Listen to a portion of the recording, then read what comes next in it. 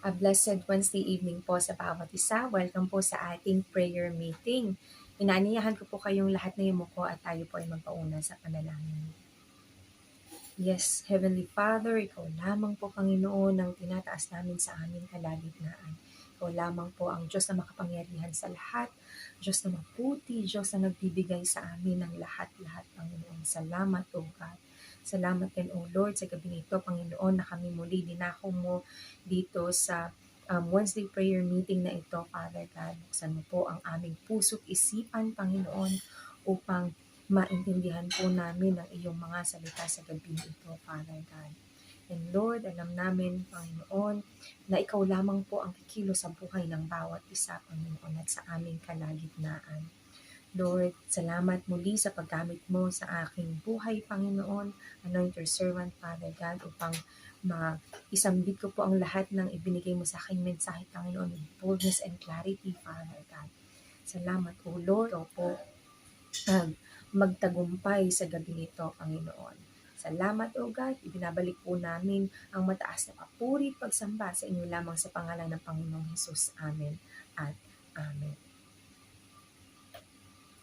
Ang monthly theme po natin for this October is a God-exalting church. Yan po ay kinuha nila sa John chapter 3 verse 30. Ang sabi po doon, He must become greater, I must become less. Dito pa lamang po sa ating monthly theme, binigyan na tayo ng instruction na dapat po talaga ay nangingibabaw ang ating Panginoong Diyos kaysa po sa ating mga sarili. Question po, church, gaano na po ba kayo kawiling na ibigay ang lahat para sa ating Panginoon? Gaano nyo na po ba kamahal ang ating Panginoong Diyos? Are you willing to give away everything for the love of God po? Kaya kung nangingibabaw na po ang ating Panginoong Diyos sa ating mga buhay, you should know that true love for God is not experienced in feelings, but through our actions and in truth, in loving God. Kaya ang ibabahagi ko po sa inyong ngayong gabi ay mula po sa 1 John chapter 3 verse 18. Ang sabi po doon, Dear children, let us not love with words or speech, but with actions and in truth. Kaya ang title po ng nais kong i-share sa inyo ay Action Speaks Louder Than Words. Iyan po pala ay nasa Bible na kahit noon pa, Pero kung sa mga panahon po ngayon at ito po ay patungkol sa pag-ibig, yan po ay hugot na pero ang atin pong title ay mas simplified na. Ano nga pong sabing muli doon? Let us not love with words or speech, but with actions and in truth. Huwag tayong mabighani sa mga mabulaklak na salita, lalo na po kung ito ay salungat o kulang sa gawa. Kaya huwag din po tayong mangako sa ating Panginoon, lalong-lalo na po kung hindi natin ito kayang panindigan. Ano pong muli sabi doon? Action speaks louder than words. Example na lamang po, baka mamaya tayo ay puro praise and worship. Nagtuturo na rin po tayo ng salita ng Diyos. Subalit, hindi po ito nakikita sa ating buhay or if ever man may dumating na circumstances or sa pang-araw-araw na lamang natin, kung ano man po yung actions natin.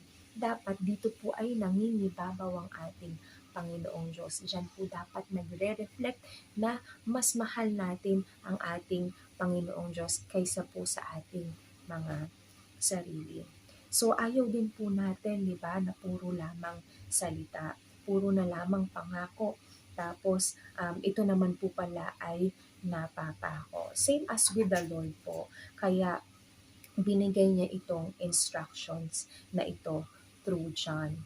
Alam niyo po, kapag binasa niyo ang 1 John chapter 3, in-explain po dito kung paano po tayo minahal ng ating Panginoong Diyos. How great is the love of the Lord for us po. At kung paano din daw po tayo magmahal sa ating kapwa kahit hindi pa po sila kaibig-ibig or mahirap silang mahalin. At sa paraan pong pagsunod po natin kung paano tayo dapat magmahal na kanya rin pong ipinakita, ay doon din po mapapakita natin kung gaano natin kamahal ang ating Panginoon. At doon din po makikita kung siya nga po ba ay nangingibabaw kaysa sa ating mga buhay po or sa ating mga sarili. Magbibigay na lang din po ako ng few examples. From Old Testament po, kung babasahin niyo po ang Genesis chapter 22, God tested Abraham to sacrifice Isaac, his only son, as a burnt offering po on a mountain. Kung hindi niyo po alam, si Abraham po ay matagal ang hinintay upang magkaroon ng anak at iyan po ay si Isaac. But anyhow, Isaac was spared po. And because he was obedient po, it only means that God is greater than himself or whatever he has po. At alam niyo po ba, walang nireklamo doon si Abraham kapag binasa niyo. Kumbaga ginawa niya po directly kung ano po yung sinabi sa kanya ng ating Diyos Ama. At sa New Testament naman po, kung babasahin niyo ang Acts chapter 2 verse 45, ang mga believers po ay binenta ang kanilang mga possessions at goods upang makatulong po sa mga nangangailangan. Take note po, yan po ay kamamatay lang ng ating Panginoong Jesus, pero sila po ay willing na makatulong pa rin.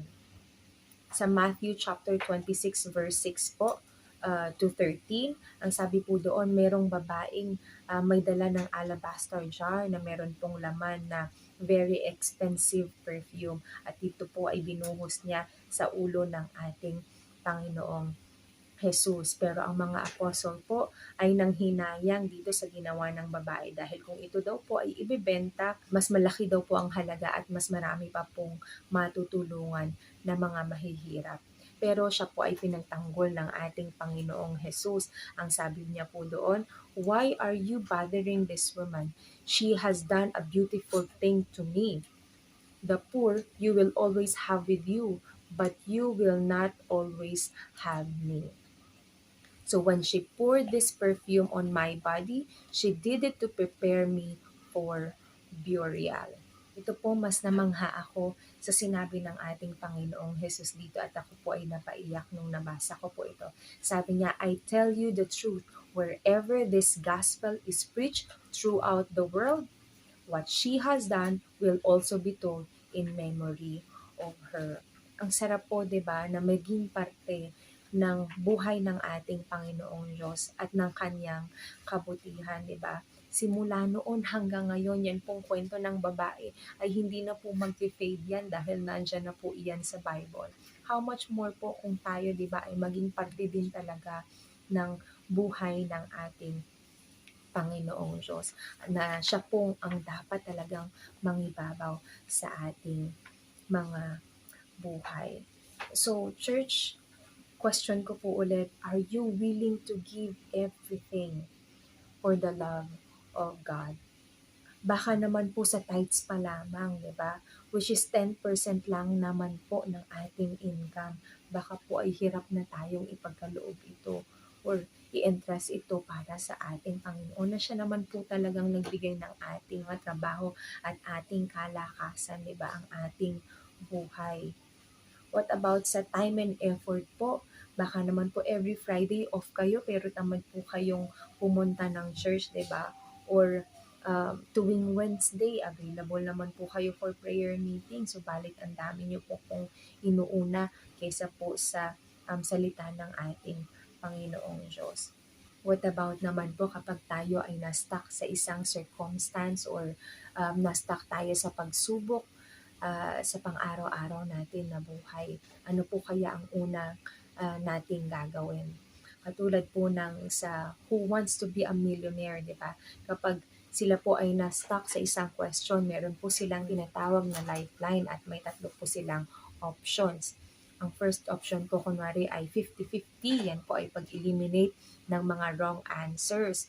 So sa atin po, parang example dyan is to eliminate someone, di ba? Or something na nagpapahirap sa inyo. Or papatulan nyo na lang din ba ito at bibigay kayo, di ba? Pero second option na po is to call a friend. Yan naman po ay um, tumawag tayo sa ating Panginoong Hesus at manalangin. At lastly po ay ang ask the audience, wherein ito naman po para sa akin ay mag-consult tayo or magtanong tayo dun sa mga taong malalapit sa atin kapag tayo ay na-stuck sa isang pagsubok. So ano po kaya ang uunahin nyo? Siyempre po, di ba? Uunahin nating tumawag sa ating Panginoong Diyos, call a friend at manalangin po tayo sa ating Panginoong Diyos. At ibig sabihin po niyan, mas mahal natin ang ating Panginoon at siya po ang mas nangingibabaw sa ating mga buhay. Lastly po, ang ating huling example ay ang ating Panginoong Hesukristo. Hindi lamang po siya nagpalaganap ng mabuting balita, kundi ipinagkaloob niya rin po or ibinigay niya ang kanyang buhay sa ating Diyos Ama para po sa kaligtasan at kabutihan po ng bawat isa. So, action speaks louder than words po, 'di ba? Kaya ito po, pangatlong beses ko na pong muling itatanong sa inyo, are you willing to give away everything for the love of God? Sana po may sagot na po kayo diyan. Kaya magandang gabi pong muli sa inyo at God bless po sa ating lahat.